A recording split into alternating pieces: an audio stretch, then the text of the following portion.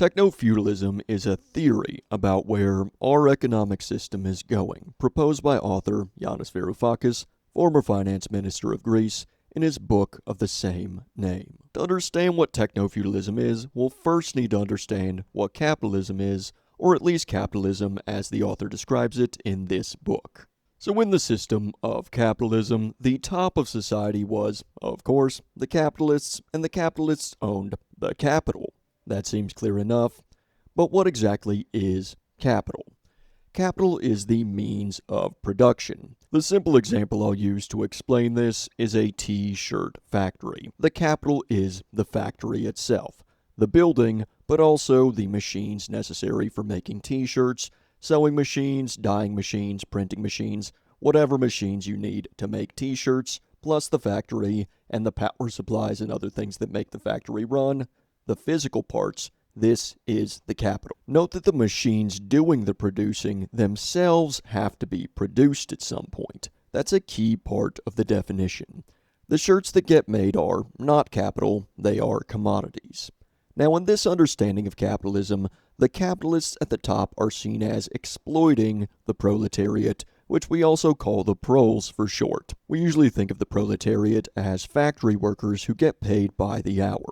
But the proles would also include people like truck drivers, miners, and other working class jobs that are paid hourly. So the raw materials go into the factory, the capital and workers change it into commodities, t-shirts in our example, and the commodities in this model of capitalism are sold at a free market for profit. Profit is what drives the capitalists to do what they do. Technofeudalism evolved out of capitalism, and it has a few key differences.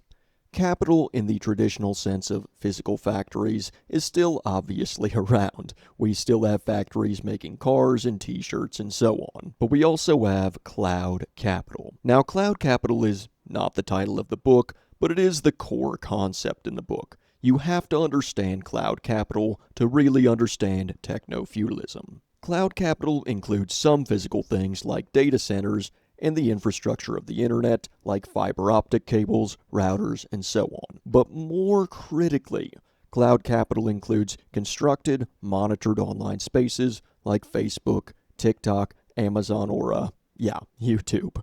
It also includes the AI algorithms that feed us content, advertisements, or products to buy.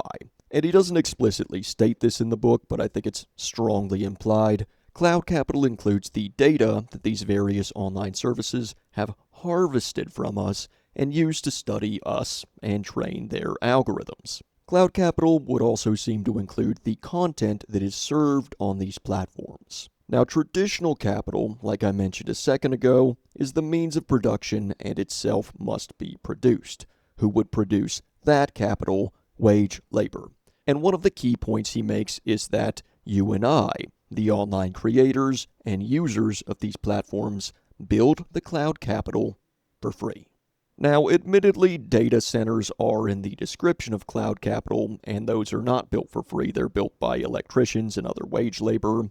And I'm not too sure in the book where he resolves this seeming contradiction. But the more central idea is that we are building the cloud capital for free by giving our content and our data to the various platforms, as I'm doing now, as you're also doing now. The data that we're freely providing lets the platforms train these AI algorithms that feed us all of this content and the ads and otherwise influence our beliefs and our behaviors. This ability to influence us in an individualized and targeted and ever-optimizing manner is another thing that makes technofeudalism different from capitalism. Now, capitalism could also influence our behavior through advertisements, but these were not ever-improving and individualized in the way that they are now.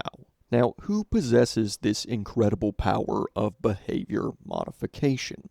The owners of the cloud capital possess it. These people are at the top of the techno-feudalist society, and we can call these people like Zuckerberg, Bezos, Elon Musk, and so on, cloud capitalists, or the author also uses the term in the book cloudalists for short, cloudalists. The capitalists are not at the top anymore. They are below the cloudalists. Another key difference between techno-feudalism and capitalism is that in an old-fashioned capitalist free market, the customers could see and know each other, and they also, when they went to the market, saw the same things.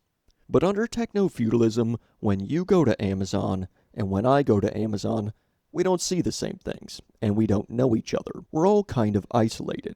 And actually, this is largely true of the people selling online as well. So Amazon's not really a free market, and neither are these other online platforms. Now, continuing from the seller's point of view, the seller on Amazon or another platform, they have to pay to access or use the platform. On Amazon, sellers are compelled to use Amazon fulfillment, pay for Amazon ads, or even give Amazon a cut.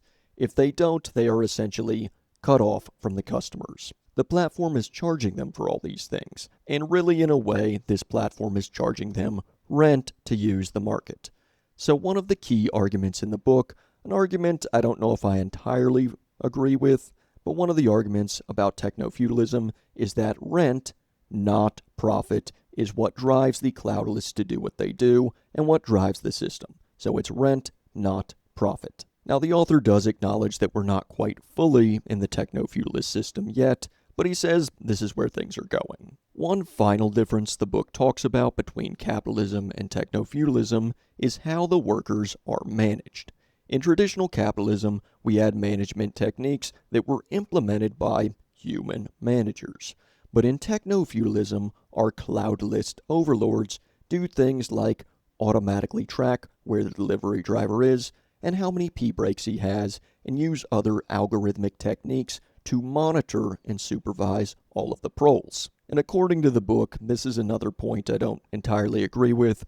This way of managing labor is actually more dehumanizing and alienating than traditional labor management practices that we had under capitalism. There's a few other differences between capitalism and techno-feudalism, but I think by looking at the ones we've gone over so far, you can understand broadly what techno-feudalism is. Of course, the best way to learn more is to read the book. I've got an affiliate link in the description. Like and subscribe if you appreciated the video, and thanks for watching.